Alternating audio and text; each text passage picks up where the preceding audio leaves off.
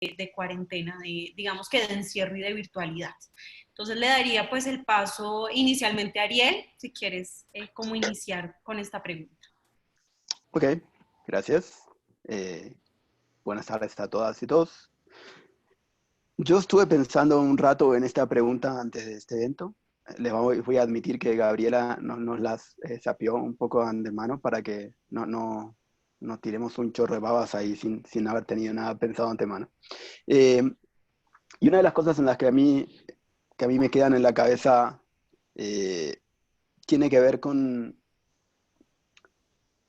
en términos de investigación, ¿no? Con cómo ha cambiado algunas concepciones que teníamos de nosotros como seres sociales, ¿no? Y de nuestras sociedades como cosas mayormente incambiables, ¿no?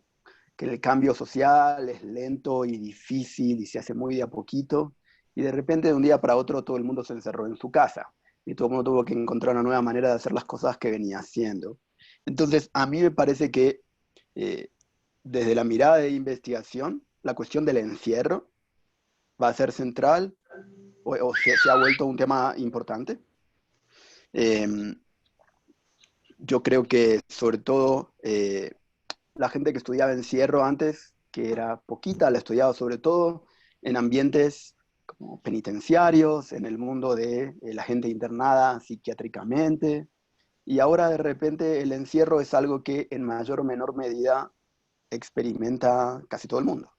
Por supuesto, no es lo mismo la persona que vive o que se fue para la cuarentena en una finca gigante con piscina, ¿no? Que una persona que está en un monoambiente sufriendo la cuarentena. Pero, pero igual es un encierro, ¿no? Más allá de cómo queda atravesado por cuestiones de clase y cómo queda atravesado por privilegios que algunos tenemos en cuanto a que nosotros podemos seguir trabajando aún desde nuestras casas. Eh, yo creo que la cuestión del encierro es algo que va a ser fascinante para la gente que ya está estudiándola y que hay mucha más gente, no solamente desde disciplinas como la sociología y la antropología, sino obviamente desde la psicología. Esa cosa va a ser para mí importante, ¿no? Y sobre todo pensando en los impactos que tiene, que tiene el encierro, sociales, culturales, psicológicos, la construcción de nuevas tradiciones, el fin de tradiciones que parecían eternas, la aparición de la necesidad de inventarse nuevos hobbies, nuevas, qué cosa hago con mi día, la importancia de diferenciar espacios laborales de espacios vitales y de relajo, y la dificultad que eso conlleva, ¿no? Y qué efectos a largo plazo va a tener esto.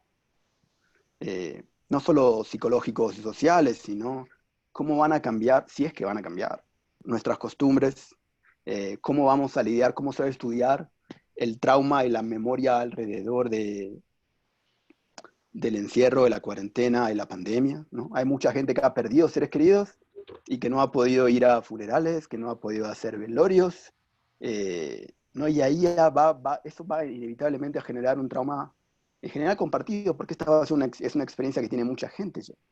Eh, entonces, en el fondo, y con esto en realidad quiero terminar, porque en realidad monologar me aburre a mí un poco y me gustaría conversarlo más.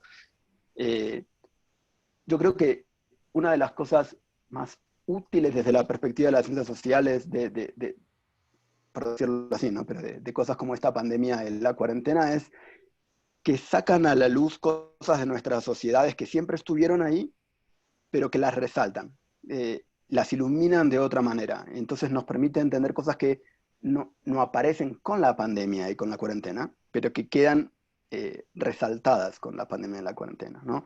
Desde desigualdades sociales, desigualdades de género, maneras en que funciona nuestra cultura, en nuestras sociedades, cuestiones como el comportamiento social ante emergencias como esta. Eso.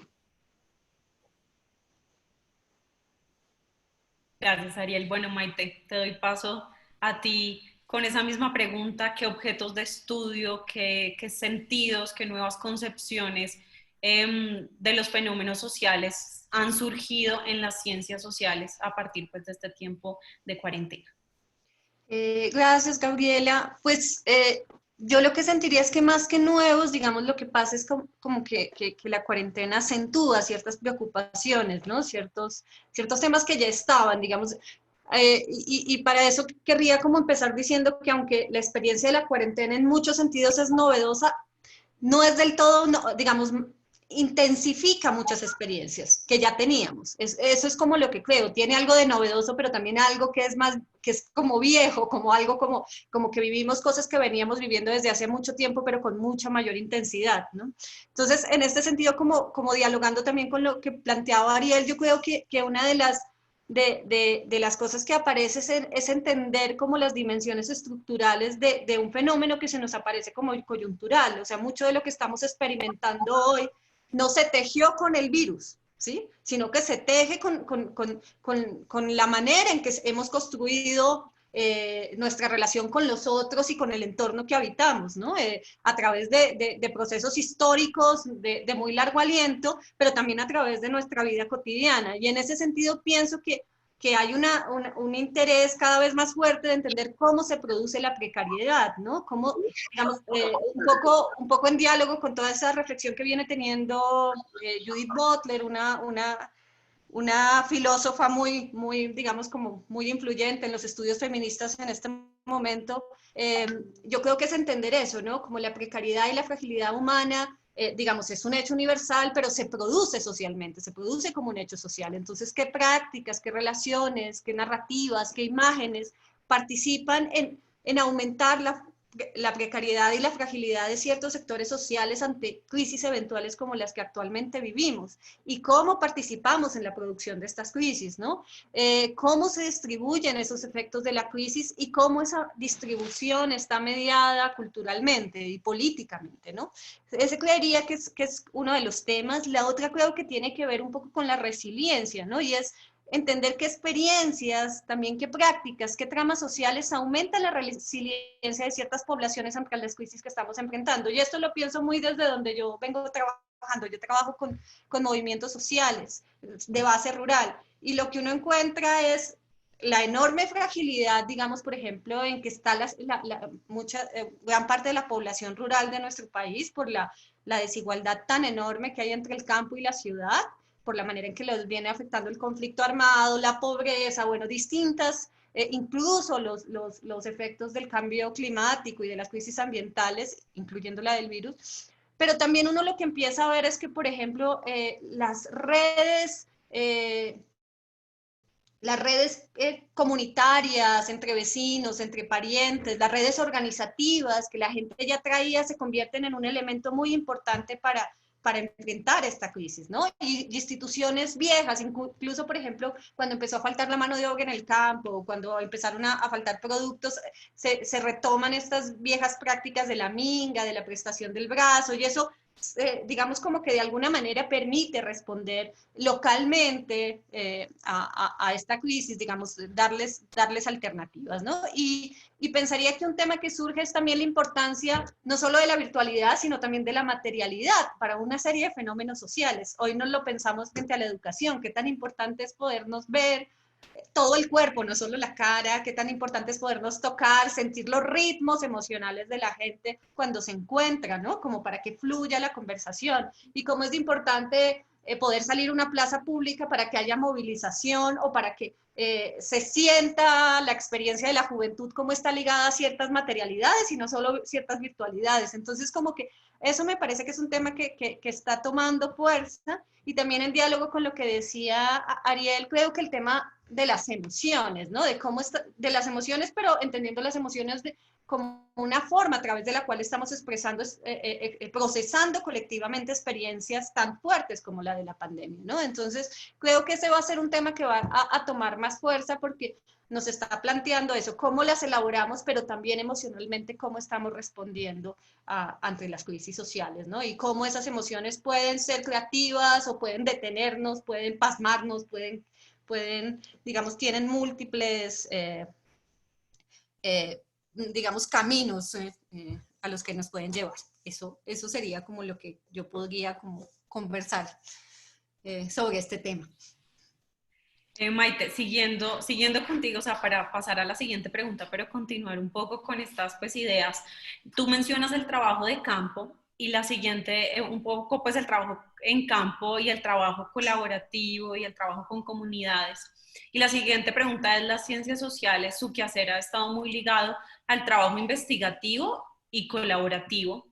Y la pregunta es, ¿qué nuevas formas de hacer se han encontrado en este tiempo de acceso limitado? Principalmente pues a estas dos áreas o estos dos aspectos. Digamos, a mí me gustaría más abordar el trabajo de archivo con Ariel, el tema de cómo o sea, cómo se puede tener contacto con archivo como tal, y también cómo se puede tener contacto realmente con las comunidades, o sea, con cosas que uno se da cuenta es viviéndolas, estando ahí, o sea, qué nuevos caminos hay. Pues ha sido todo un reto, pues yo creo que para los antropólogos, las antropólogas es un reto muy fuerte, digamos, como imaginarnos la etnografía en este tiempo, ¿no? Digamos como que ha sido una forma muy particular de reflexionar, de aproximarnos a la realidad social, ¿no? Y en este momento, pues usualmente la etnografía implica involucrarte en la vida cotidiana de los sectores sobre los que quieres trabajar, en torno a los que quieres trabajar. Y en este momento, pues eso no es posible, y no es posible por el riesgo de uno y por el riesgo del otro. Entonces sí es muy complejo, digamos, cómo hacerlo. Y entonces, ¿qué puedo decir yo? Yo puedo hablar un poco como desde mi experiencia. Como les decía, yo trabajo con movimientos sociales, pero para mí el trabajo con movimientos sociales ha sido no tanto ir a la plaza, a la marcha, aunque eso es muy importante, sino a todo el trabajo tras escena de un movimiento social, cómo se fabrica un movimiento social en el día a día, e incluso cómo relaciones y prácticas de gente que no hace necesariamente parte de un movimiento social participan en darle forma, ¿sí? Entonces, en este momento ha sido muy complejo, digamos, no se puede fácilmente hacer ese trabajo, y se ha hecho necesario acudir como a otras herramientas. Entonces, yo creo que por una parte ha parecido muy fuerte como el tema del trabajo con narrativas, con narraciones, con hacer entrevistas en este medio virtual, que hay, que es, digamos, pasa una cosa. Por una parte, muchos dirigentes sociales están muy solos, están sintiendo, no solamente así como nosotros sentimos que de pronto la forma en que veníamos trabajando se interrumpió, el trabajo comunitario y de dirigencia se interrumpe, ¿sí? Entonces, una sensación muy, digamos, como fuerte de sentir como la investigación también puede ser una práctica de acompañamiento de ellos hacia nosotros de ellos y de nosotros hacia ellos. Entonces, eso por una parte. Pero por otra parte implica un acompañamiento muy limitado, y eso hay que decirlo, porque el flujo, cuando tú no puedes construir la confianza que construyes con el otro a través también del cuerpo, pues la relación es diferente, la entrevista fluye diferente, pero además hay un temor con el manejo de la información. Entonces implica repensar los protocolos para cómo cuidar la información, ¿sí? De las personas que entrevistamos, sobre todo cuando es información muy sensible, de gente que se encuentra en contextos, digamos, muy fuertemente afectados por el conflicto. Entonces eso ha aparecido. Al mismo tiempo, el trabajo colaborativo siento que no ha desaparecido, sino que se ha transformado. Digamos, yo vengo acompañando ahí distintas como encuentros con dirigentes sociales, y con ellos se puede trabajar. Digamos, muchos dirigentes también están moviendo su vida a través de lo virtual. Lo que pasa es que ese trabajo colaborativo se reduce a la dirigencia, y eso es lo triste. Digamos, como que ya no puedes trabajar con el grueso de la gente, sino con quienes tienen ya una relación con estas tecnologías, con quienes tienen acceso a los equipos, ¿sí? Entonces, solo te permite escuchar ciertas voces, y otras voces se van a perder, y eso es muy complejo. Pero al mismo tiempo creo que ha aparecido, y esto lo digo más desde las clases, la importancia de la experiencia personal. Creo que es también mirarnos a nosotros, ¿no? Como un lugar de reflexión social, ¿sí? En un trabajo como en antropología del Estado, yo dicto un curso que se llama Antropología del Estado, y estábamos haciendo un trabajo sobre el Estado. Fue muy importante ver cómo se experimentaba el Estado desde la experiencia de la pandemia, cómo se experimenta las fronteras sociales desde la pandemia, por ejemplo, ¿no? Cómo se experimenta la soledad o el encierro del que hablaba Ariel. Entonces creo que también un tema fundamental vuelve a ser el diario, digamos, incluso el diario se volvió una herramienta muy importante, ¿no? Como que también para ubicarse a uno mismo en el lugar de ese conocimiento social. Y yo creo que eso es clave, ¿no? No es una cosa que les está pasando a otros, nos está pasando a todos. Entonces es entender cómo desde cada uno, desde qué lugar lo estamos experimentando. Eso es como lo que yo podría decir, pero sin duda hay unos límites muy, muy fuertes que nos hacen repensar también el lugar del cuerpo, y no solo muchas veces como que pensamos la vida académica como una cuestión que depende de ideas, conceptos, teorías, ¿sí? Pero depende del cuerpo muchísimo. Entonces, reubica el lugar del cuerpo en la investigación, y eso creo que también es algo que nos debe hacer repensarnos mucho. Gracias, Maite. Bueno, Ariel, te doy paso con la misma pregunta y quizás si tú la puedes orientar más al trabajo, pues desde la historia. Muy bien.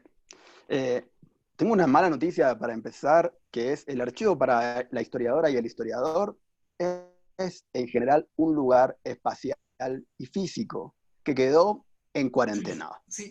Entonces, el archivo tradicional tiene ahora mismo muchos problemas y como verán, hay muchos de nosotros en el Departamento de Historia estamos haciendo una cosa que se llama revisiones bibliográficas, porque la posibilidad de ir al archivo es nula. Entonces, ¿qué ha pasado con esto?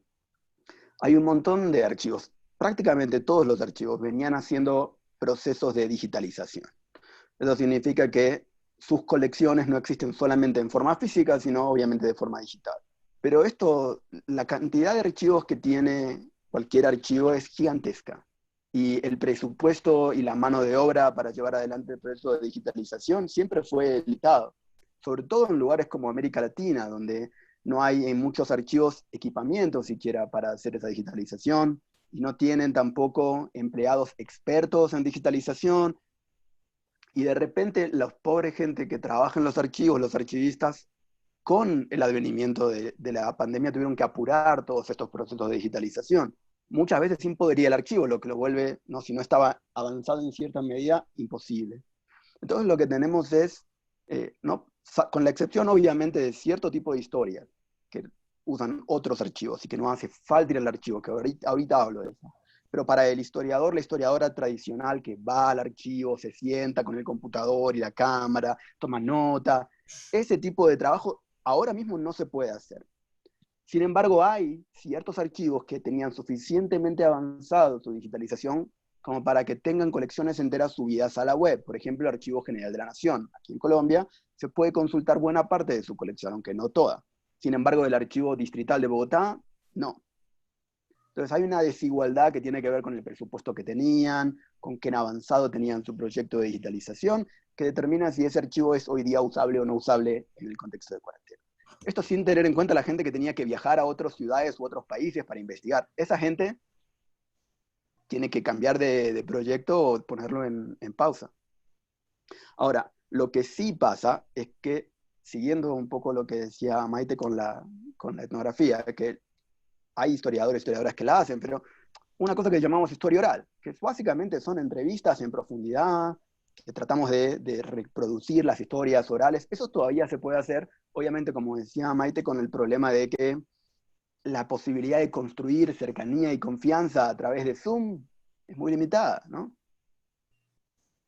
Es extremadamente limitada. Ustedes solamente ven de mí esta cosita y por fuera yo podría ser un pulpo, ¿sí? Perdón por la exageración. Podría ser una marioneta que alguien está sosteniendo. Y es muy difícil construir una cercanía y una confianza de esa manera. Y por supuesto está el hecho de que si usted está haciendo una historia oral de comunidades indígenas amazónicas, esa gente no tiene acceso a Zoom, no tiene acceso a Internet, no tiene una banda ancha fácil y se desconecta, llama a ETV y le resuelve el problema en 24 horas.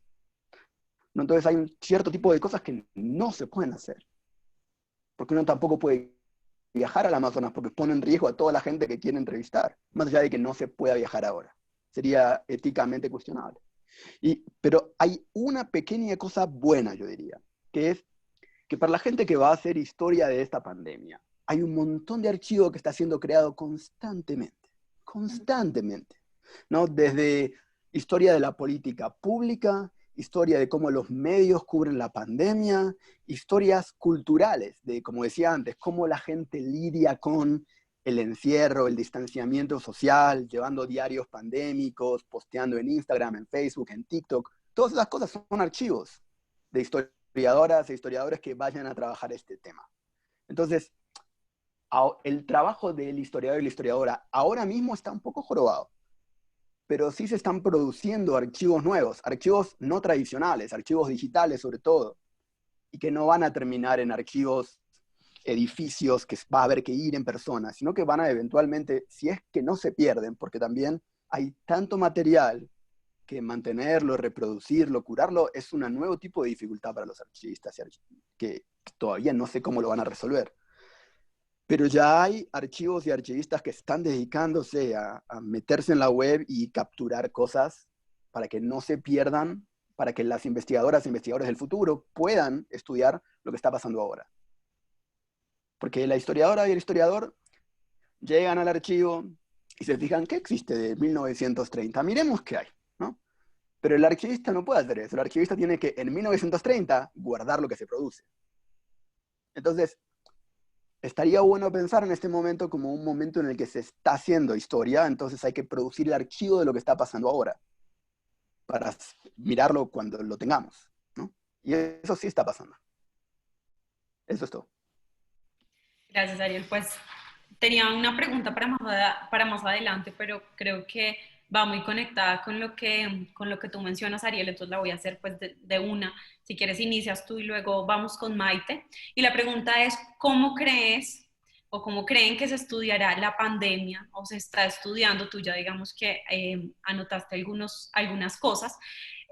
Actualmente, ¿cómo se están estudiando las secuelas, el impacto desde las ciencias sociales? ¿Qué recursos se están usando o cómo se está pensando? Digamos, tú dices, hablas de creación de archivo. ¿Hay alguna forma en que se esté pensando organizar esa información o qué tipos de contenidos serían valiosos para guardar como archivo? Cuéntanos. Ok. ¿Voy yo? Sí, sí, Ariel. Ok. Entonces yo quería empezar con un par de advertencias. La primera es que una de las tentaciones y riesgos de un contexto, una coyuntura como la actual es la tentación de tener algo para decir y decir algo. Y que ha pasado mucho desde Sopa de Wuhan a otra gente que haya publicado mucho durante la cuarentena sobre la cuarentena.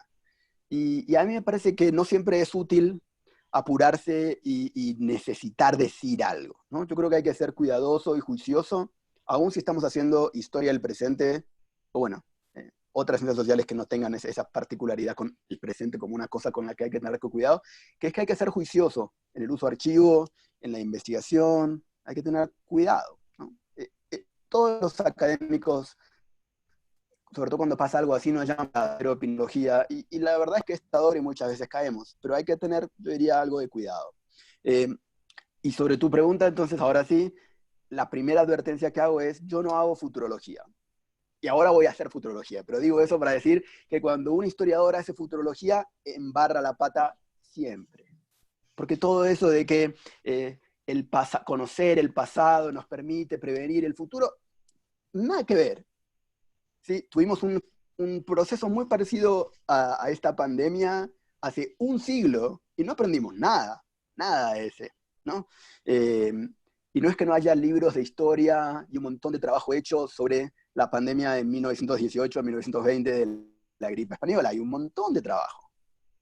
Y si se fijan, en realidad repetimos muchos de los errores que hicimos entonces. Ahora, sobre qué se va a hacer, o sea, qué sí que puede llegar a trabajarse, yo creo que una de las cosas más interesantes es lo que decía Maite antes, de cómo esta coyuntura hace resaltar la estructura social, sus desigualdades, ¿no? También sus resiliencias y sus fragilidades. Yo creo que hay un par de cosas que nos permite pensar esta pandemia por su carácter global, pero por su encarnación local, regional y nacional, ¿no? Es la relación entre esas dimensiones de análisis. de lo global, lo regional, lo nacional y lo local, y sobre todo el rol del Estado y la relación entre el Estado y la sociedad en este contexto. Porque al fin y al cabo, hace décadas que estamos en un proyecto, es una palabra muy sobreusada que es neoliberal, pero que básicamente significa que el rol del Estado es cada vez más chiquito. Y hay una pelea enorme sobre cuál es el rol del Estado.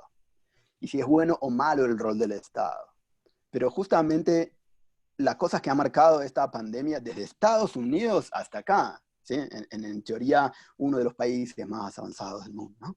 Y nosotros, en nuestra Latinoamérica subdesarrollada, es que el Estado ha fracasado en buena parte en esa pandemia, ¿no? Y los países que en teoría eran los más avanzados, como Chile, ahí está, es uno de los peores países que ha lidiado con esta pandemia, ¿no? Entonces, para mí, la cuestión de la política pública, la relación entre la sociedad y el Estado, cómo se relaciona la confianza que tiene una sociedad en el gobierno y el Estado con el cumplimiento de las órdenes y las sugerencias, el distanciamiento social, ¿no? Cómo las divisiones políticas preexistentes en una sociedad demostraron ser un clivaje en las políticas de la pandemia. En Estados Unidos es el caso más obvio, en el cual usar máscara ha sido politizado por el mismo presidente de la nación. Entonces, a mí me parece que eso es terrorífico y fascinante, y no tengo dudas de que va a haber un montón de papers y libros y conferencias al respecto en el futuro. Veamos cuánto futuro hay también. Yo creo que también va a haber un montón de trabajo en esta disciplina histórica que a mí me encanta, que es la historia de las emociones, que también tiene que ver con lo que veníamos discutiendo con Maite antes, que es con las resiliencias y las estrategias de adaptación y cómo tradiciones que dábamos por intocables, como darse la mano, darse un abrazo con gente cuando uno ve por la calle, han desaparecido por completo. ¿Van a volver o no van a volver? ¿No? ¿Cómo se expresa, cómo desarrollamos formas nuevas de expresar cariño, cercanía en ¿no? A través de este medio, esta mediación rígida y fría que es el computador y el internet? Yo creo que la relación entre el Estado, la sociedad y los expertos también permite repensarla a este momento en el que estamos. Y yo creo que, de nuevo, como decía Maite, relaciones de clase, prejuicios de clase, toda esta cuestión que uno ve en las noticias de el incumplimiento, ¿no? Que está llena de lugares comunes y prejuicios sobre la clase pobre trabajadora, ciertas zonas del país que están, ¿no? A la vez tienen implícitos ciertos prejuicios raciales, culturales ahí metidos. Yo creo que estos momentos son útiles para reflexionar, como decía Maite, en cosas que no son nuevas, pero que podemos mirarlas mejor o desde este otro ángulo que la emergencia permite. Yo creo que hay también algunas cosas interesantes, chiquitas, como, yo diría como reacciones psicosociales colectivas a esta pandemia, como a mí no me va a pasar, el problema son los otros, ¿no? ¿Quién no tiene familiares que cree que se cuida, pero después fue a tomar té con amigas, o después se juntó con los muchachos, se tomaba una cerveza, pero eso está bien, porque gente bien, entonces no va a pasar nada, yo los conozco. Como los conozco, no pueden tener coronavirus, porque los conozco, ¿no? Y yo creo que finalmente que una cosa que va a tener mucho cuidado, pero que también puede ser muy interesante de investigar para investigadores de ahorita, pero sobre todo dentro de unos meses, años, va a ser el tema de la fake news y la pandemia. Va a ser un problema para los archivistas, ¿no? Que van a tener que decidir en el archivo qué hacer con las noticias falsas, con las teorías conspirativas, con los mitos, con los falsos expertos. ¿Qué pasa con la gente que dice esta pandemia la crea George Soros para que Bill Gates nos meta la vacuna y nos pongan el chip? Y ahora lo que podemos analizar es cuánta gente comparte eso, o sea que más o menos cuánta gente lo cree. Entonces, aun si esas noticias son falsas, esas noticias falsas son datos para los cientistas sociales que quieran analizar el rumor, cómo se esparcen las noticias falsas y el impacto material en muertes y enfermedades que el esparcimiento de esas noticias falsas pueden generar. Porque ya no estamos hablando de ¿y Trump ganó por noticias falsas o no? Estamos hablando de cuánta gente se murió y cuánta gente quedó con lesiones después de haber estado enferma 3 meses. Entonces es mucho más medible Perdón por la lora, ya está. Listo, Maite. Sigue tú pues con la misma pregunta. Pues yo creo que una cosa que aparece es pues que la pandemia no se puede analizar como un fenómeno meramente económico, sino ambiental, perdón, sino también económico, social, cultural, político, ¿sí? Digamos, es un acontecimiento que debe ser analizado en todas sus dimensiones y la manera en que esas dimensiones se relacionan entre sí. Entonces yo creo que ese es un primer punto y yo creo que hacia allá está yendo muchísima gente y creo que desde las ciencias sociales ese ha sido como el interés, ¿no? Entender esos efectos multidimensionales de la pandemia. El segundo, pues muy ligado como a lo que ya venía diciendo, pero también a lo que dice Ariel, es entender los efectos diferenciados, pero también diferenciadores de la pandemia. O sea, la pandemia no solo tiene efectos desiguales dependiendo del sector, ¿sí? Por ejemplo, tiene unos efectos para las mujeres diferentes que para los hombres, diferentes para los trabajadores informales que para quienes tienen un empleo permanente, diferente para las poblaciones rurales que para las poblaciones urbanas, diferente, bueno, lo sabemos, lo estamos viviendo, para los jóvenes que para los mayores, para los niños, sino también que la pandemia misma produce y borra diferencias y nuevas fronteras sociales, ¿sí?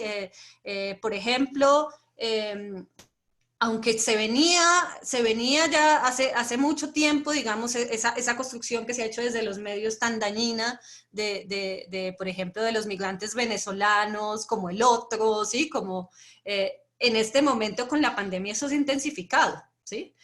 Cómo se construye a ciertos sectores como un otro que me puede hacer daño, más contagioso, más, ¿sí? Como que encarna el riesgo, ¿sí? ¿Quiénes terminan encarnando el riesgo y quiénes no? También está pasando con el profesional ligado a todos los profesionales ligados al tema de la salud. Entonces, creo que no solamente estamos ante un escenario en que se crean, en que tenemos efectos diferenciados y no diferenciadores, se van produciendo fronteras sociales y hay que ver cómo se marcan cada vez esas fronteras. Por ejemplo, las nacionalidades que se supone se han borrado en este contexto, parece que está emergiendo mucho, una serie de representaciones sobre las identidades nacionales, toman mucha fuerza, ¿no?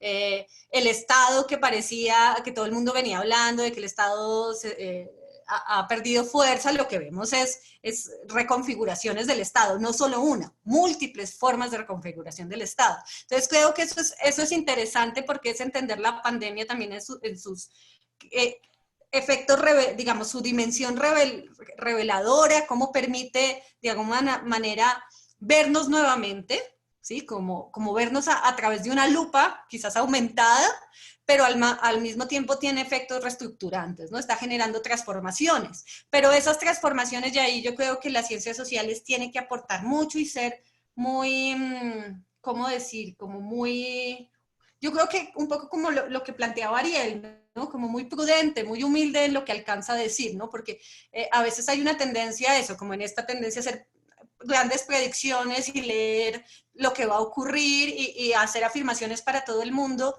sin tener en cuenta las experiencias muy particulares de grupos específicos, las realidades locales muy completas. Entonces hay que entender que esta pandemia se inserta en la historia de los grupos humanos de formas muy distintas. O sea, por ejemplo, cuando yo hablaba con dirigentes campesinos, como hablando sobre, bueno, qué significaba para ellos esto, para ellos era una crisis entre tantas crisis, no era una ruptura, sino que hacía parte de muchas rupturas, sí, como una experiencia de crisis permanente. No para todo el mundo la pandemia significa lo mismo, ni se experimenta igual, ¿no? Y eso tiene que ver también con el tipo de relaciones, de realidades que cada quien vive. Entonces yo creo que las ciencias sociales tiene esa oportunidad de traer esa particularidad de las experiencias, ¿no?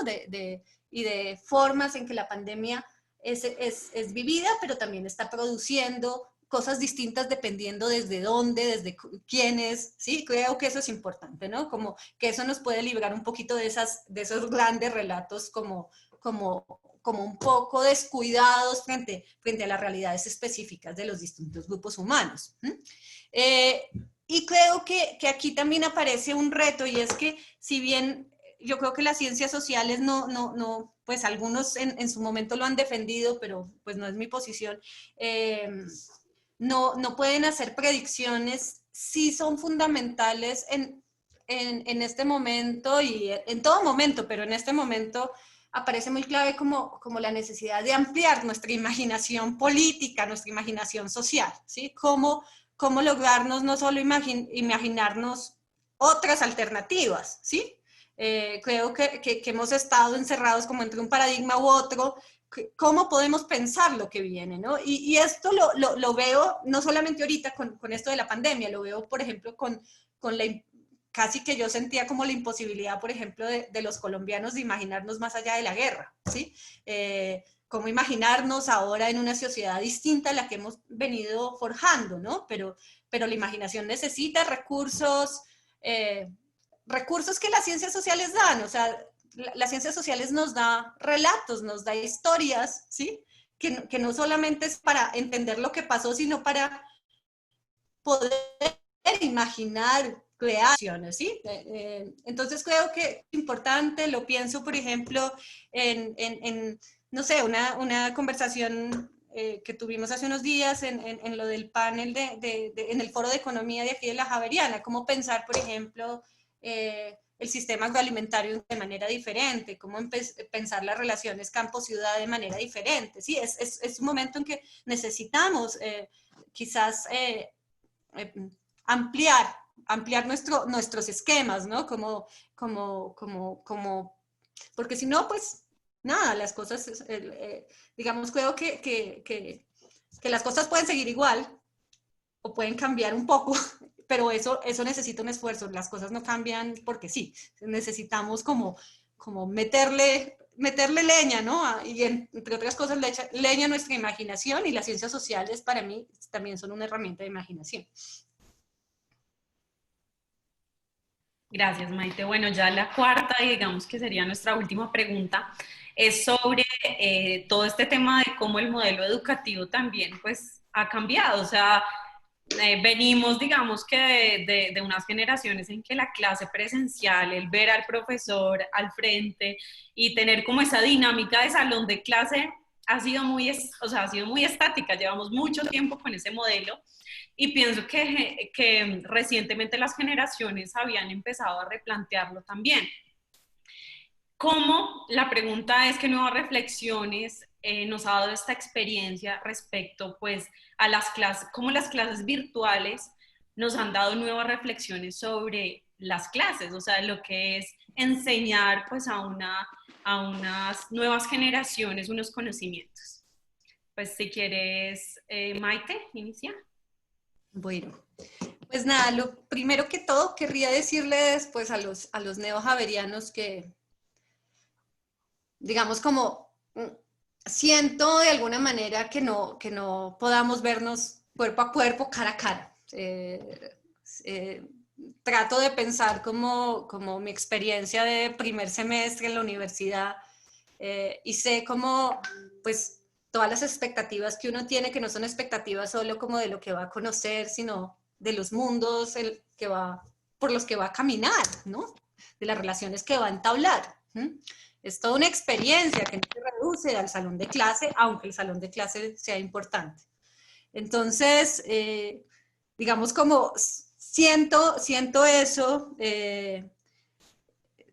siento, digamos, como que les está tocando a ustedes como recibir una universidad que está repensándose, tratando de entender qué está pasando, ¿sí? En que todos estamos en eso. Entonces, pues primero decirles eso, decirles bienvenidos, bienvenidas, en medio como de todas las dificultades. Y sin duda hay cosas que cambian, y que se hace evidente lo importantes que son ahora que estamos en la virtualidad. Yo creo que para mí como docente siempre el cuerpo ha sido fundamental. O sea, yo leo los ritmos de mis estudiantes, si se sienten interpelados o no, más que en sus respuestas, en sus cuerpos, ¿no? En la actitud, en cómo se sientan, cómo miran, si algo les impacta o no. Y de alguna manera yo siento que las clases son una cosa, no es como, pues hay cada quien tiene una forma de enseñar, pero para mí es una cosa que se va creando con los otros, ¿sí? Es yo no sé nada de música, no, soy terrible, pero me imagino que es como tratar de improvisar en una banda de jazz, ¿sí? Uno va construyendo con el otro lo que sale en la clase.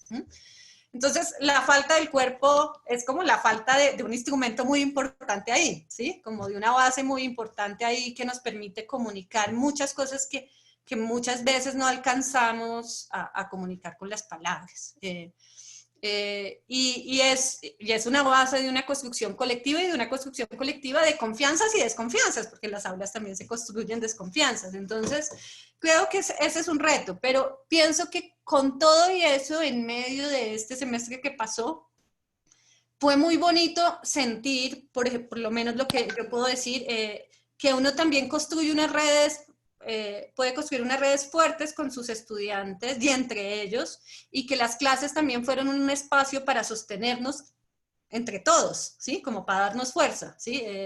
Hubo momentos muy difíciles, cuando la cámara parece apagada, cuando uno solo ve nombres, todo ese tipo de cosas, pero también fue un espacio de encontrarnos, ¿no? De mantener no solamente la información, porque la información quizás yo les puedo mandar textos, etcétera, y un cuestionario, no, sino mantener el diálogo. Entonces yo creo que con todo, decirles que igual se mantiene como digamos que muy limitado, pero la virtualidad nos permite seguir dialogando. Y yo creo que eso es fundamental en las ciencias sociales. Si no podemos dialogar, si no podemos conversar entre nosotros, si no podemos interpelarnos, cuestionarnos, pues, digamos, es muy difícil formarnos como científicos sociales. Yo creo que eso es parte fundamental, ¿no? Lo otro que yo querría decir es que con todo también ha permitido algo que se venía pensando en la facultad, y es la importancia también de pensar con quiénes queremos hablar como científicos sociales, quiénes son nuestras comunidades de diálogo. Y eso implica pensar la relación entre lenguajes y conocimiento y ciencias sociales.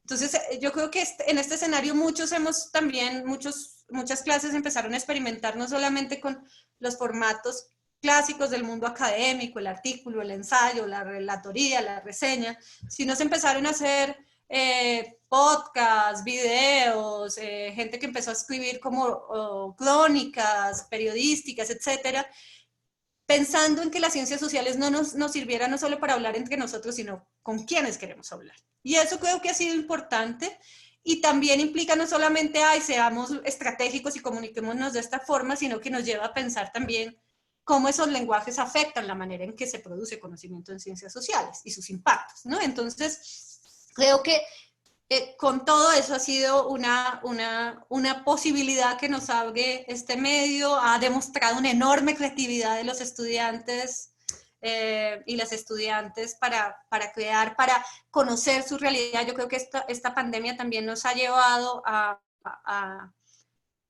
aprender a investigar con lo que tenemos, ¿no? A ser recursivos, entonces a buscar en redes, en líneas, en mirar los procesos sociales que están en las redes, y eso compartirlo en clase. Entonces, bueno, eso creo que es fundamental que está ahí, y decir que como antes, ahora yo siento que las clases son una construcción colectiva, ¿no? Entonces, depende qué tanto usamos también estas herramientas para seguirlo haciendo así, ¿no?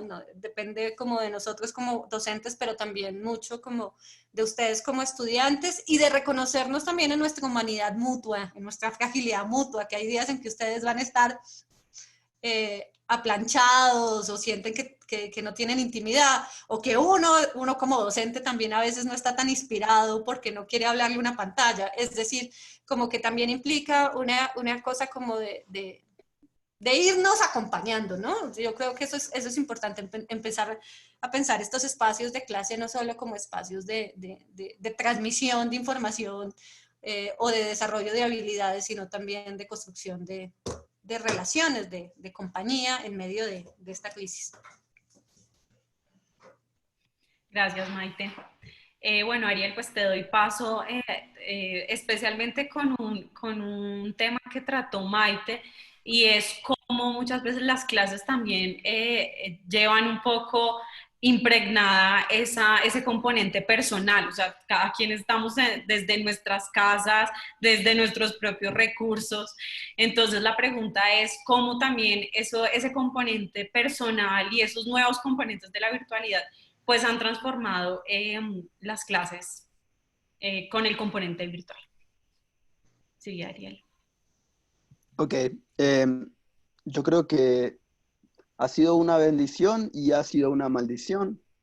Yo creo que eh, la clase remota nos ha obligado a repensar la clase eh, y volverla necesaria y mucho más interactiva, eh, generar una conversación eh, por varias razones. Lo primero, ¿no? Porque uno quiere, porque las formas nuevas de aprender nos dicen que justamente la manera en que nos enseñaron a nosotros y la gente que nos enseñó a nosotros aprendió a su vez, que era como un profesor o profesora, pero en general profesor, ¿no? No dando clase magistral y los otros, ¿no? Absorbiendo ese conocimiento que no funciona del todo bien y que definitivamente no funciona en el mundo remoto. Entonces, yo creo que eso nos ha obligado a tomar decisiones y a tomar riesgos y a ser un poco más jugados, aún en el riesgo del fracaso, que es una de las cosas que la profesora o el profesor teme, ¿no? Que la clase sea me ocurrían todas las palabras que se me ocurrían eran horribles, pero que la clase fracase. Entonces, de repente, ante la certeza de que la clase fracasa, si sigo haciendo lo mismo que hacían las clases presenciales, la gente se jugó y probó cosas nuevas y armó blogs compartidos con los estudiantes o otras formas de experiencia compartida o los hizo hacer juegos de roles o hizo hacer conversaciones y, y las estudiantes y los estudiantes se coparon, perdón por el argentinismo, se subieron a ese juego, porque la alternativa era como estar 2 horas mirando a alguien hablar, que es aburridísimo. Yo sé que nosotros vamos casi una hora hablando y estoy seguro que alguno quizás ya se durmió. Y ese es el tema también, que el mundo virtual es una experiencia de fe, es como jugar al Ouija, ¿no? Uno le habla a la nada y asume que hay alguien ahí escuchando, ¿no? Me copia y quizás no escuchan a uno, quizás alguien esté escuchándolo y quizás algunos se conectaron y se fueron a jugar al PlayStation, pero se pusieron conectados en la sesión.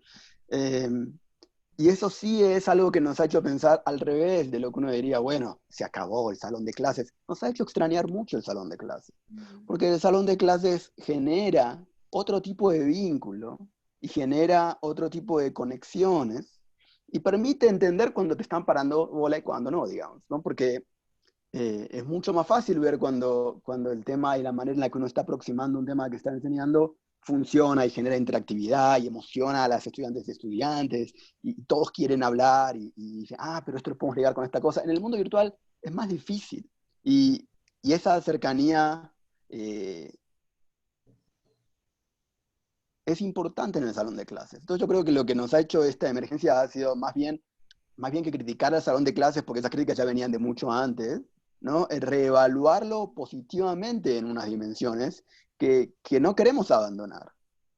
Porque pasar a una clase virtual para siempre sería muy problemático, porque hay un componente afectivo, ¿no? De lo que la Javeriana llama la educación integral, que funciona mejor en presencia, ¿no? Cerquita. Entonces, yo creo que hay un montón que podemos aprender de estas nuevas circunstancias y de las nuevas formas de dar clase que estamos probando, que podemos incorporar y llevarlas después al salón de clase.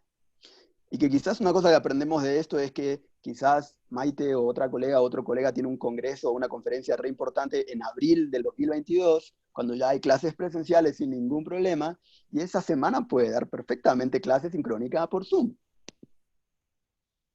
¿No? ¿Qué sé yo? Yo creo que hay una cierta plasticidad que estamos desarrollando alrededor de los temas que enseñamos, cómo los enseñamos, los programas, y también una mayor confianza con los y las estudiantes, de que ellas y ellos por su cuenta hacen su trabajo.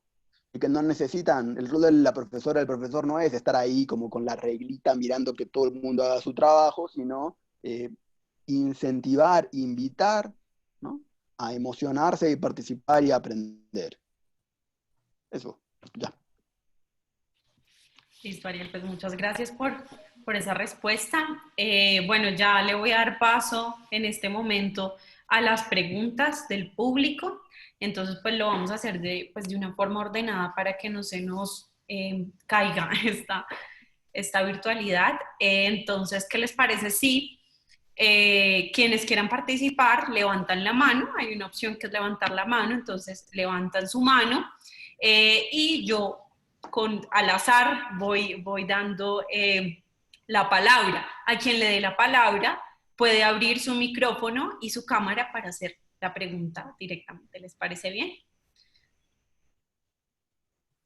Entonces, bueno, pues quienes quieran participar, los invito a levantar pues su mano. Si no saben, le dan en participantes y ahí abajito hay 3 opciones. Una es levantar la mano, entonces ahí le pueden dar.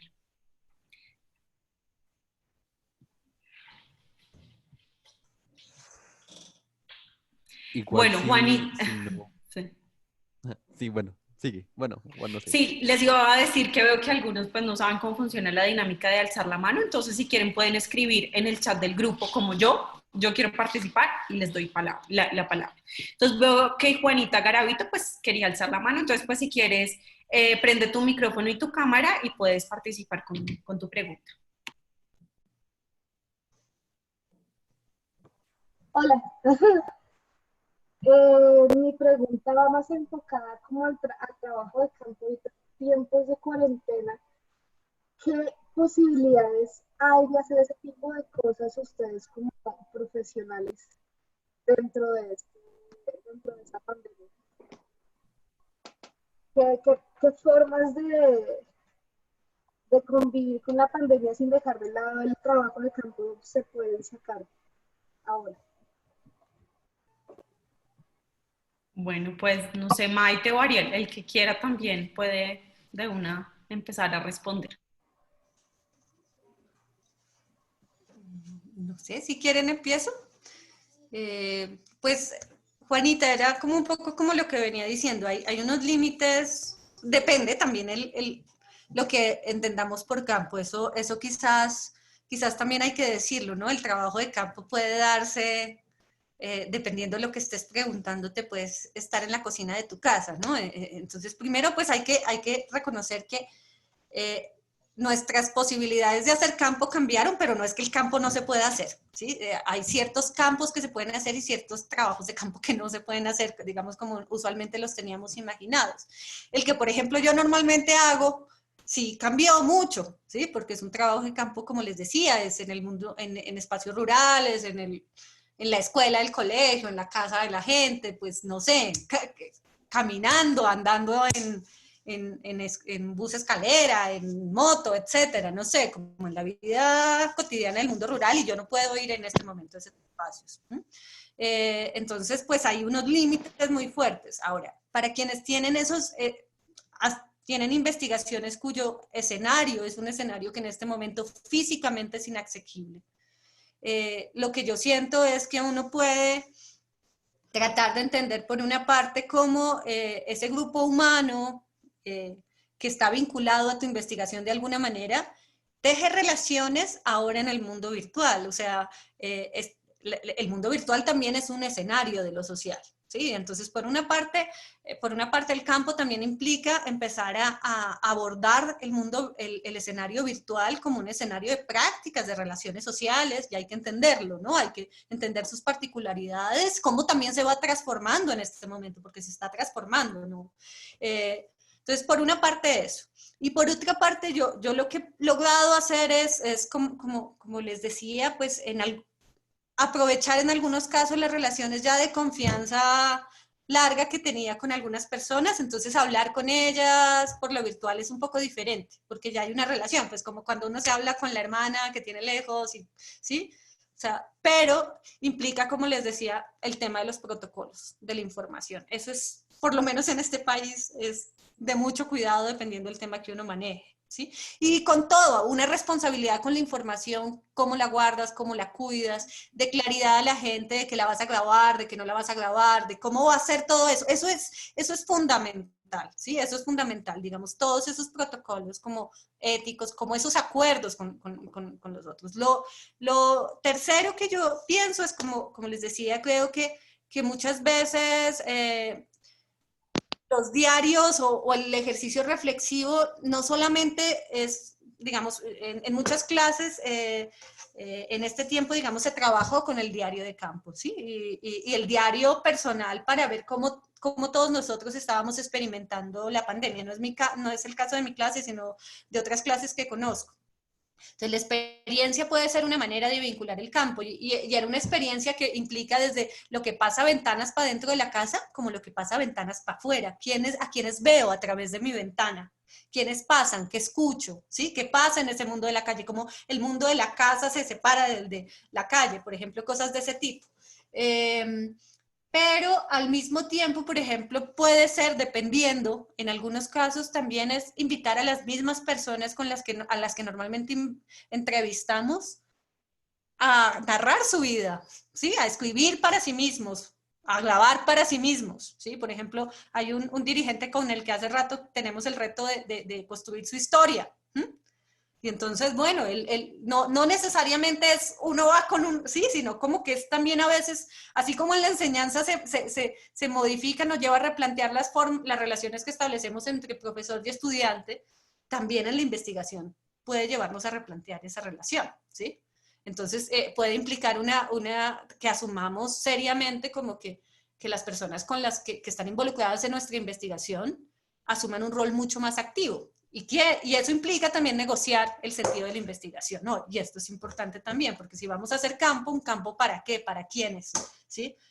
Porque la gente no va a estar dispuesta a estar pegada a una pantalla, grabar cosas, si siente que no tiene sentido para ellos, ¿no? Entonces eso también es importante a la hora de tener en cuenta el campo en este momento.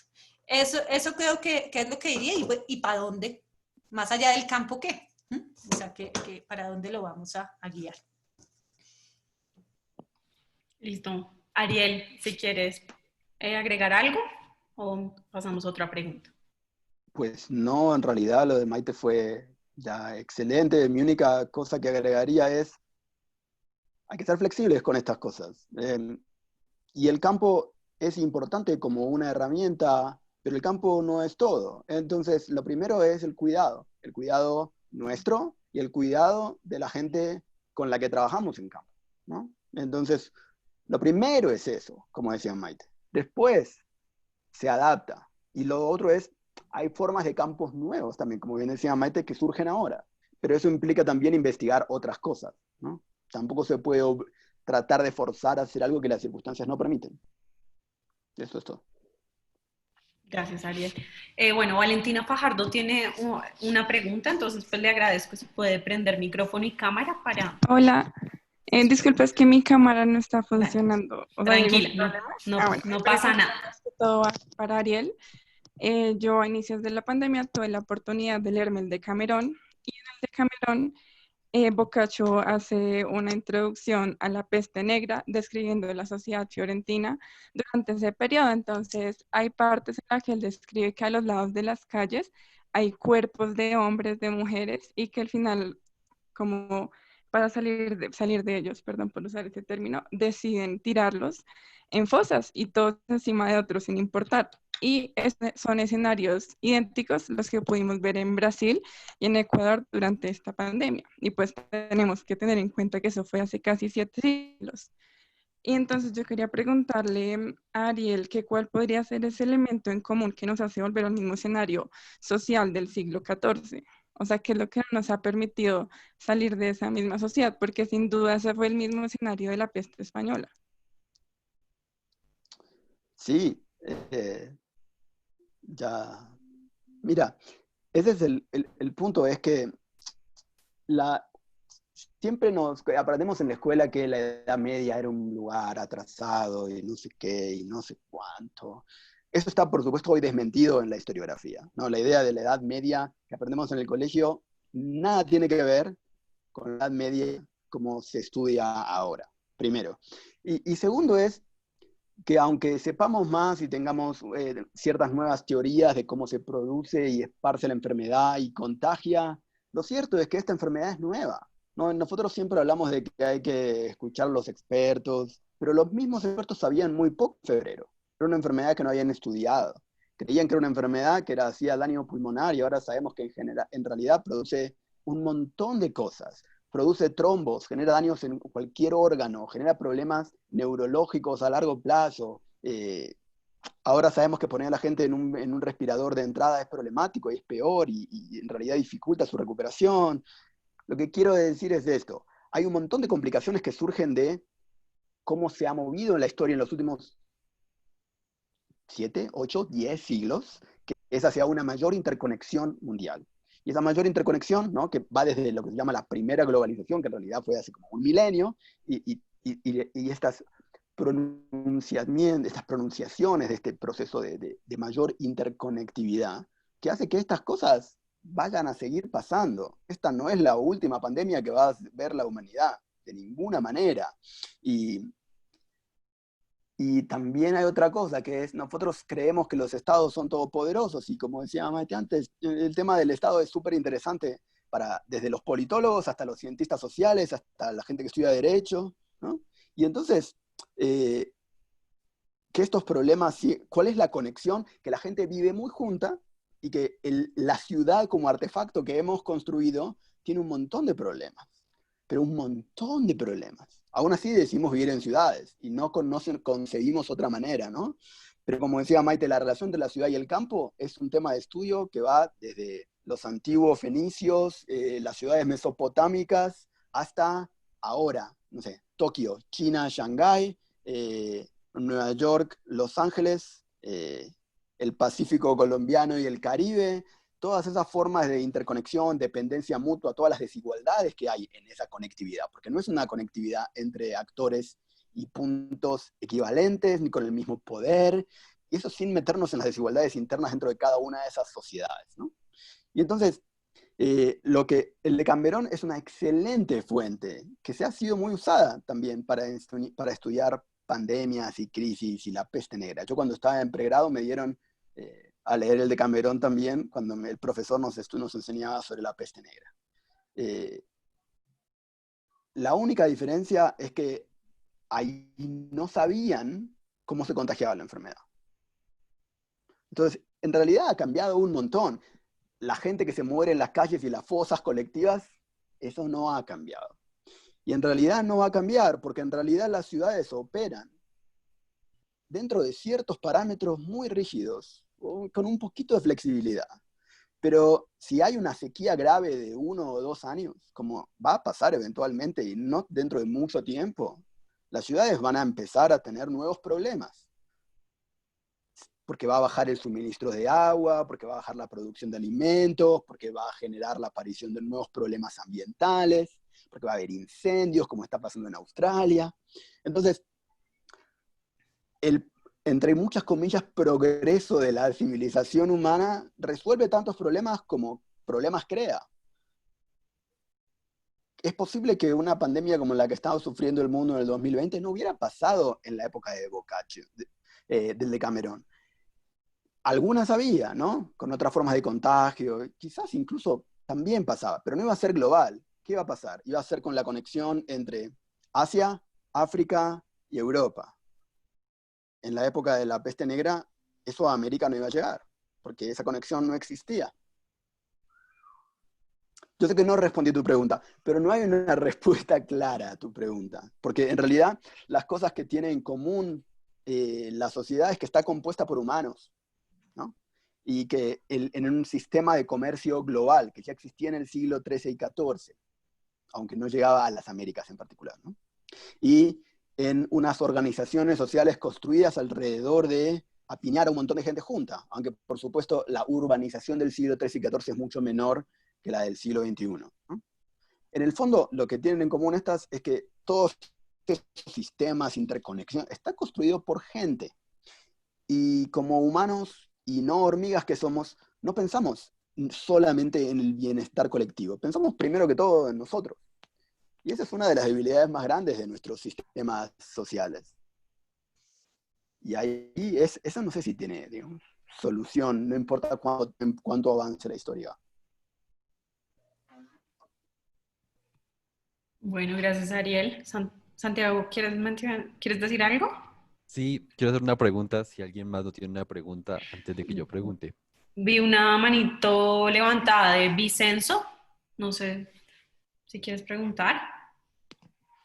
Sí. Hola, buenas. Nada, simplemente era que, pues para saber cómo la opinión de, pues, el que quiera hablar, no sé, sobre lo que pasó en Estados Unidos con respecto a todo lo que viene a ser la pandemia, como la protesta que hubo, esa como, yo diría como arrogancia que tuvieron los estadounidenses al hecho de como quedarse en cuarentena, porque pues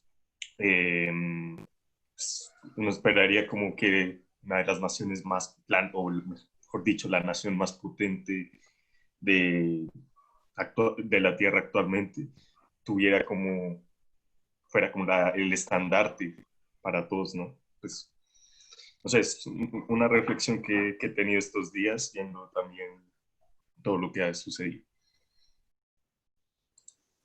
Gracias, Vicenzo. Bueno, no sé, Maite, ¿quieres tú responder? Bueno, no es una pregunta sencilla. Sin duda hay una enorme arrogancia del gobierno de Estados Unidos, pero no solo de ese gobierno. Hay varios gobiernos con una arrogancia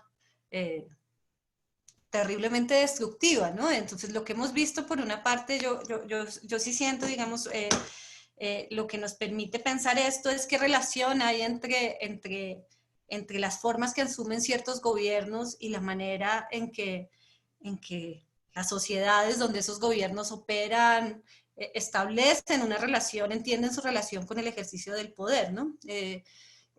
Digamos, un fenómeno como el de Trump o como el de Bolsonaro en Brasil, por ejemplo, para poner los ejemplos extremos, pues no son fenómenos solo de dos personas, sino que son fenómenos sociales. Y esto es lo complejo, pero a la vez, digamos, como que hay que tener cuidado con asumir que ese es un fenómeno de Trump y de Bolsonaro, o de los brasileros y los estadounidenses que digamos, en un terrible orgullo, sino que lo vemos acá en Colombia también, lo vemos en distintas partes del mundo, ¿sí? Es decir, yo creo que lo estamos viendo, o sea, lo vimos en la manera en que se manejó todo el tema del día sin IVA, ¿sí? O sea, una serie de medidas muy, muy complejas, donde yo creo que es muy difícil entenderla solamente como desde, bueno, está sin duda lo que tú mencionas como una suerte como de soberbia enorme, pero creo que también muchas veces junto a esa soberbia se junta una indiferencia también enorme, ¿sí? Es decir, no necesariamente quienes adoptan medidas de ese tipo o promueven un no cuidado, no es que no crean que la enfermedad puede afectar, sino que también hay que ver qué tanto les importa que afecte a ciertos sectores poblacionales. Eso también a mí me parece fuerte, es decir, no creo que sea tan gratuito la manera en que se reparte y se envían mensajes sobre los efectos de la pandemia, ¿no? Digamos, esto está, por eso un poco antes decía como que hay que ver las dimensiones estructurales de esta coyuntura. Por ejemplo, hablo más yo creo que esto vale tanto para Brasil como para Estados Unidos, pero también para Colombia. Son sociedades tremendamente racistas y tremendamente estructuradas por relaciones de clase, y donde no es simplemente que hay desigualdades económicas, sino que se asume que la desigualdad económica es una desigualdad social, se asume que unas vidas son menos importantes que otras, ¿sí? Entonces creo que ese manejo de los gobiernos de la pandemia tiene que ver, sí, con cierta idea de que nosotros somos muy fuertes, pero también cierta idea de que hay unos frágiles que está bien que sean frágiles. Y eso me parece, y que digamos que es muy complicado, digamos, eso pensaría. No sé, tú mencionabas algo de las protestas y no sé si te referías a las protestas por el racismo en Estados Unidos, ¿no? Y creo que ahí hay otra, no sé si te referías a las protestas que se dieron contra las medidas de la pandemia o las medidas contra el racismo. Si son las medidas contra Pues el tema del racismo, también, o sea, ambas. Sí.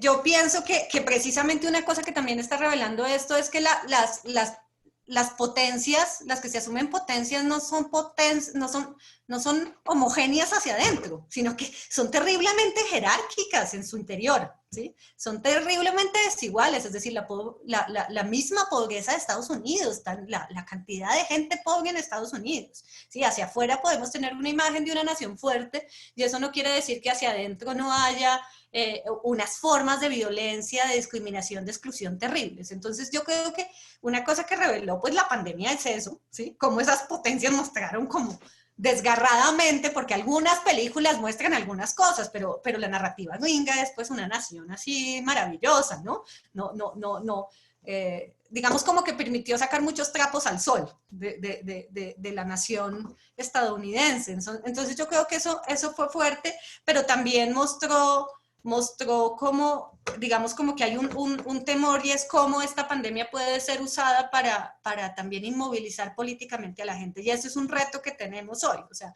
cómo pensar la democracia en medio del cuidado.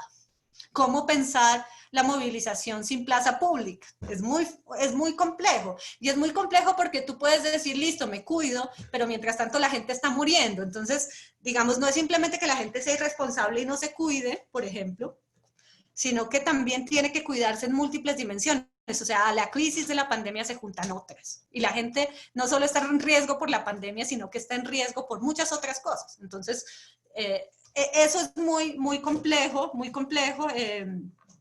pero yo creo que estaba expresando eso, digamos, un profundo malestar social desde dentro de la sociedad estadounidense, como lo está desde dentro de la colombiana, como lo está desde muchas sociedades en este mundo, ¿no? No sé qué más puedo decir en este momento. Creo que más lo que nos plantea son retos profundos, retos de pensarnos cómo entender fenómenos políticos como los que estamos viendo hoy. Dejar de decir es que el loco, eligieron a un loco. Socialmente, ¿qué pasa para que esos fenómenos políticos ocurran? ¿Cómo somos responsables de esos fenómenos? ¿Y qué podemos hacer dentro de estas condiciones tan difíciles, ¿no? Para participar políticamente, para movernos, para imaginarnos otra sociedad. Gracias, Maite. Ariel, no sé si tengas algo por complementar. Pues sí, pero tampoco quiero estar 20 minutos hablando de esto, entonces voy a ser súper breve. Yo creo que lo importante para entender Estados Unidos en la coyuntura actual tiene que ver, como decía Maite, en que en realidad esta coyuntura no es el coronavirus vino de la nada y llegó de la nada y pasó esto, ¿no? Sino que tiene que ver con la acumulación de un montón de factores y estructuras que se han ido desarrollando en Estados Unidos en particular hace un montón de tiempo, décadas, si no siglos. Entonces, yo lo que te diría es que para pensar Estados Unidos ahora hay que tener en cuenta, para empezar, que Trump no llega de casualidad a la presidencia en Estados Unidos. No es, los gringos están todos locos y eligen a un loco. Trump es el resultado de un proceso muy largo que Estados Unidos es estructuralmente tiene un sistema político bipartidista y que para funcionar bien requiere que los dos partidos de ese sistema bipartidista estén comprometidos con la gobernabilidad del país. Y uno de los dos partidos en Estados Unidos no está comprometido con la gobernabilidad del país hace fácil 20 años y viene como cada vez más fuera de esa lógica en los últimos 10 o 20 años, ¿no? Sobre todo desde la elección de Obama, que es lo que puso al Partido Republicano como que radicalizó todos sus problemas, todos sus prejuicios, todo su contenido racista. Tiene que ver también con una cultura política en Estados Unidos que tiene que ver con la desconfianza del gobierno, con el individualismo feroz, ¿no? Con el primero yo, después yo. Tienes que tener en cuenta cuando me dices Estados Unidos es uno de los países más poderosos del mundo. Eso es si tenemos en cuenta cuántos tanques tienen, cuántos barcos tienen, cuántos aviones, cuántas bombas nucleares, cuántos misiles de larga distancia. Sí, Estados Unidos es el país más poderoso del mundo. El tamaño de la economía, también, aunque ya no tanto. Pero si te fijas en el nivel y la calidad de vida de los habitantes de Estados Unidos, está muy por detrás de Europa, Japón, Canadá. Estados Unidos no tiene un sistema de salud pública universal y gratuito. Y hay países latinoamericanos que tienen uno. Entonces, Estados Unidos tiene un montón de problemas sociales que se vuelven particularmente agudos en las cuestiones de diferencia y clivajes sociales y en las cuestiones de, por ejemplo, salud pública. Eso sin nada siquiera hablar de la cuestión de las armas en las escuelas y todas esas cosas, no solamente quedándonos con el coronavirus. Tienen que tener en cuenta que todo eso se conjuga para llevar a la presidencia, bueno, y aparte la adulación y la adoración absoluta del celebrity, como otro fenómeno importantísimo, porque sin eso no hay Donald Trump, ¿no? Entonces Donald Trump llega a la presidencia de un país que es en teoría superpoderoso, pero que hacia adentro tiene un montón de deficiencias históricas, que tiene que ver también, como decía Maite, con racismo, con un trato desigual a las personas afroamericanas, nativoamericanas, latinas, ¿no? Como hay un país para blancos y un país para no blancos en Estados Unidos. Hay dos realidades completas. Las protestas de Black Lives Matter lo que hicieron fue poner a la luz un montón de cosas que en realidad la gente afroamericana en Estados Unidos viene protestando desde hace más o menos un siglo y medio, pero que un montón de blancos tenía la opción de no pararles bola, y cada vez menos tiene esa opción. Y por supuesto, no tener la opción de no pararles bola a un montón de gente blanca en Estados Unidos le molesta mucho, se vuelve todavía más racista que antes, ¿no? Y eso nos lleva a Donald Trump a la presidencia de los Estados Unidos. Y honestamente, el gobierno de Donald Trump no ha hecho más que desarmar el Estado desde que llega en el 2017 al gobierno. ¿Qué queremos decir con esto? Que destruyó el equipo que tenía el gobierno de los Estados Unidos para la prevención de pandemias a nivel global, que desarticuló el CDC, que es el Center for Disease Control, que es el organismo encargado de justamente prevenir cosas y planear políticas públicas alrededor de esto, ¿no? Que aprovechó la emergencia para llenarse los bolsillos con la plata de emergencia para estas cosas, a ellos y a los amigos. Para entender qué está pasando en Estados Unidos, tienes que entender que básicamente es un país latinoamericano con una economía mundial gigantesca y un montón de armas nucleares, básicamente. Cuando digo latinoamericano me refiero a los prejuicios que tenemos nosotros sobre la política latinoamericana y la corrupción y etcétera, ¿no? Porque al fin y al cabo, si se fijan, prácticamente todo gobierno latinoamericano, con algunas excepciones, Brasil, México, ¿no?, ha actuado mejor que Estados Unidos. No tan bien, tenemos el COVID Friday, como decía Maite, todos los países se han mandado sus macanas, y todos tienen un problema que en realidad Estados Unidos no tiene tanto, que es recursos extremadamente limitados y una concepción del Estado muy particular. Estados Unidos tiene todos los recursos que quiere, lo que no hay es voluntad política de usarlos. Y entonces ahí volvemos al tema que nos decía Maite antes. Cuando Trump mandó cerrar el país en Estados Unidos es porque se creía que el COVID afectaba igualmente a todo el mundo. Cuando quedó claro que el COVID afectaba primariamente a viejitos y trabajadores esenciales, que suelen ser personas pobres, negras y latinas, la prioridad ya no fue evitar que se muera gente. Eso, gracias. Gracias, Ariel, y gracias, Vicenzo, por tu pregunta. Bueno, Santi, si quieres, haz la pregunta que tienes. Sí, mi pregunta va, sí es muy cierto que articulamos como conceptos como lo social o sociedad, que son eminentemente humanos, ¿no? Como en ese saco solamente vamos los humanos. Y creo que la pandemia ha hecho una cosa muy interesante, y es que empecemos a pensar dentro de estos sacos, o por lo menos como en relación a estos sacos que son como sociedad o social, actores que eventualmente o hemos excluido de lo humano, aunque siguen siendo humanos, como digamos la población carcelaria, que es como después de que un preso entra a una cárcel, desaparece del espectro de lo visible, pero también de lo que pensamos, ¿no? Como que desaparece de la vista, pero también de nuestros pensamientos. Igualmente de los animales y la naturaleza. Entonces, me parece muy interesante ver cómo esta pandemia le ha dado como nuevos lugares, nuevas reflexiones que dicen como, oye, ¿será que tal vez este tipo de coyunturas, de contingencias, aunque también tal vez no sean contingencias, se producen porque tenemos relaciones problemáticas tanto con el ambiente como con los animales? Y la otra es como, Dios, llevamos 4 meses como en lugares que no superan los 200 metros de cuadrados para las personas privilegiadas, para las personas no privilegiadas menos de 60 metros cuadrados, incluso menos. Es como repensar el papel que tiene como la política carcelaria para dar un lugar a la resocialización, ¿no? Es como, la pregunta es como, ¿será que es posible que este sí sea un momento propicio para que las reflexiones encuentren profundidad, una profundidad interesante, pero también para que motiven tal vez estallidos sociales, protestas, movilizaciones, que nos ayuden a pensar como conceptos más abiertos? Bueno, hay el que quiera, Maite o Ariel. Dale, Ariel. Pues, Yo sigo. Santi, yo creo que el punto es ese, que cuando una persona es condenada por un crimen y va a prisión, no solamente, que literalmente queda por fuera de la sociedad, de una manera parecida a un habitante de calle, si quieres, solo que todavía más invisible. Entonces, la persona que está presa, para la gran mayoría de la población, se le merece lo que le pase. Se merece lo que le pase. Esa es la razón por la que mucha gente se permite hacer chistes sobre la violación en las cárceles. No como una crisis de los derechos humanos, sino como, ahora vas a ir a prisión y te va a pasar eso.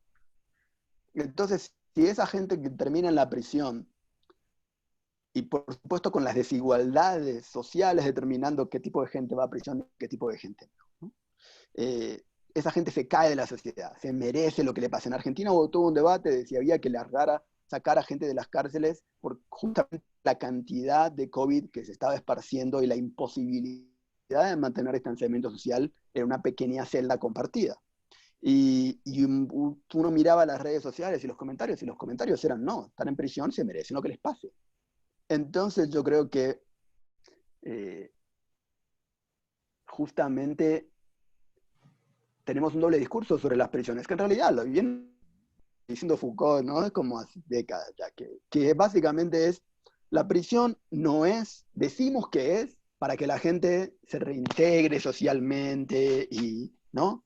Aprenda de sus errores. En realidad la prisión es un castigo y ahí metemos a la gente que queremos sacar de la sociedad y olvidarnos que existe. Y esa es la razón por la cual la gran mayoría de la gente, de los criminales, la gente que el sistema considera criminal, que va a terminar en prisión, sale de prisión peor de lo que entra. ¿Por qué va a querer llevarse bien con una sociedad que los condenó a ese infierno absoluto sin siquiera meterle adentro una pandemia que se contagia como el fuego por las prisiones? Resolver eso exige, obviamente, pensar en nosotros como sociedad y el crimen, digamos, el crimen social que cometemos contra la gente que metemos en prisión.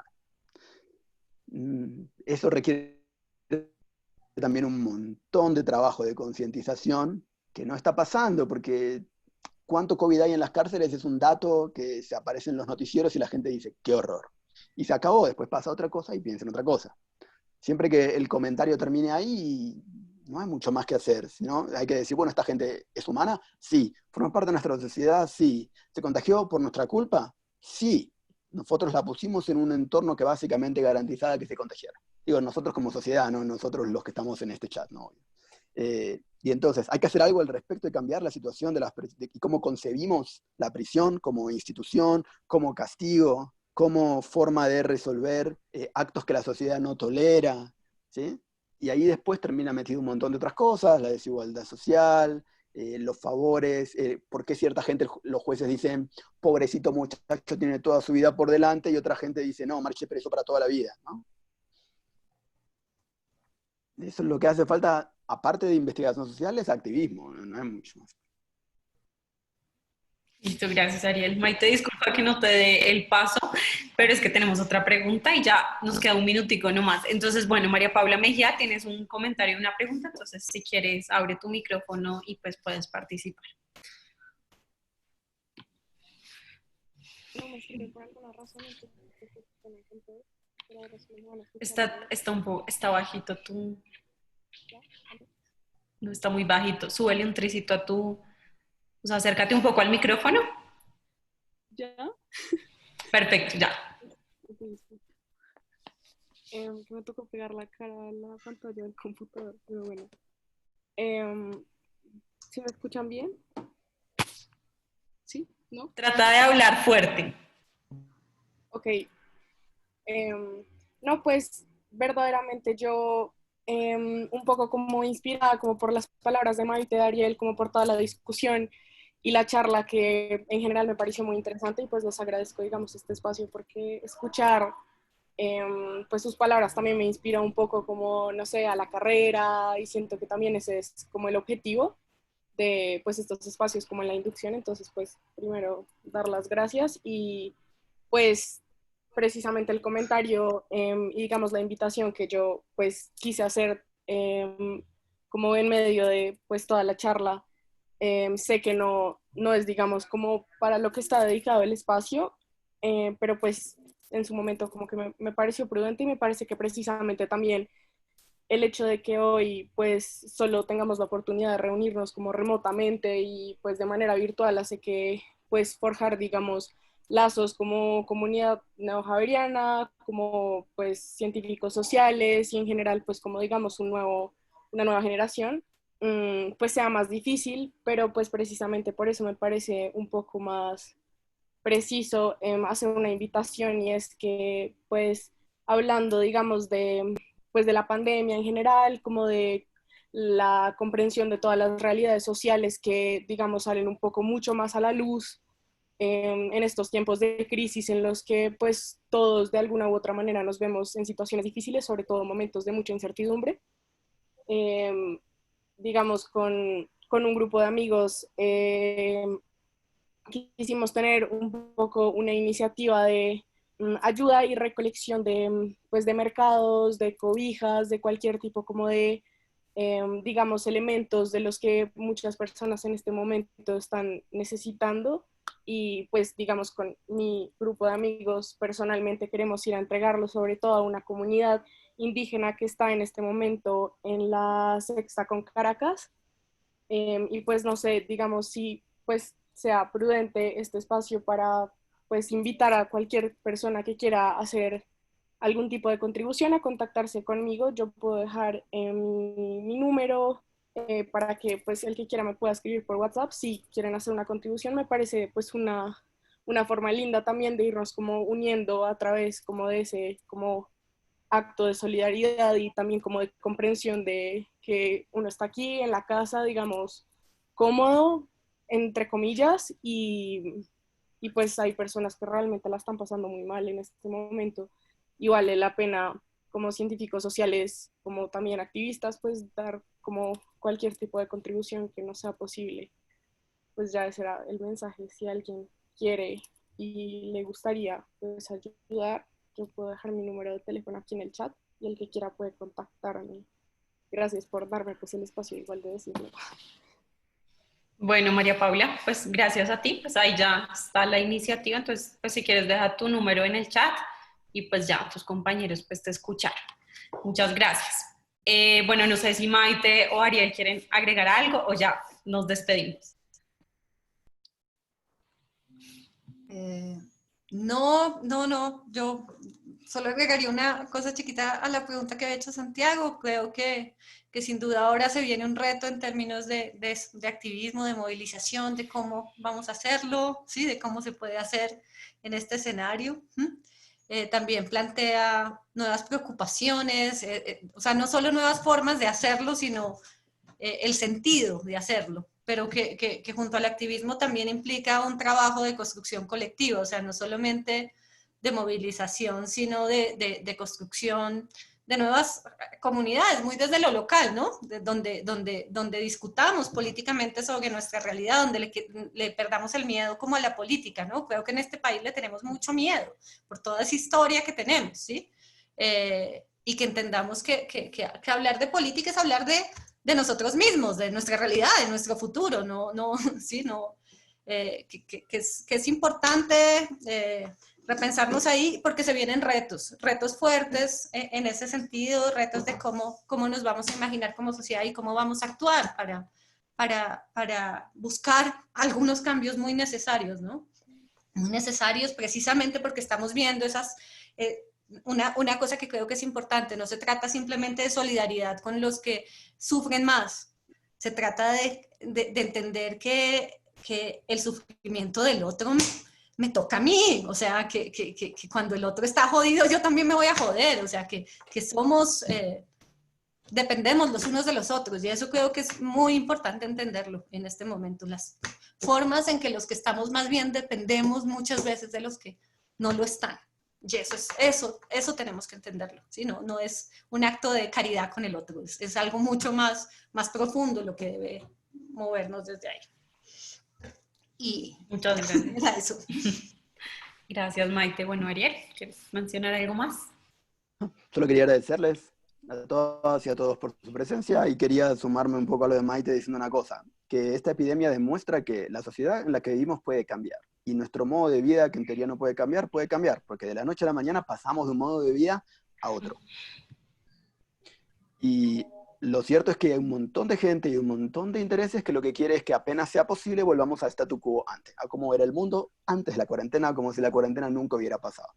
Entonces, que efectivamente estos cambios, si quieren, accidentales y coyunturales devengan en cambio social para mejor, va a depender de un montón de esfuerzo, y para ese esfuerzo los cientistas sociales son claves. Eso, bienvenidas, bienvenidos. Muchas gracias. Bueno, Maite, Ariel, muchas gracias por este espacio, gracias también a todos los pues, estudiantes que se conectaron y bueno, pues bienvenidos a la Javeriana y a la Facultad de Ciencias Sociales. Listo. Muchas gracias a los tres, a Ariel, a Maite, a María Gabriela por moderar. Muchas gracias a todos ustedes que escucharon atentamente y dieron sus preguntas. Los esperamos mañana. Por favor, descansen y muchas gracias. Santiago, escríbeme un correo, por favor. Sí, yo te lo escribo, pero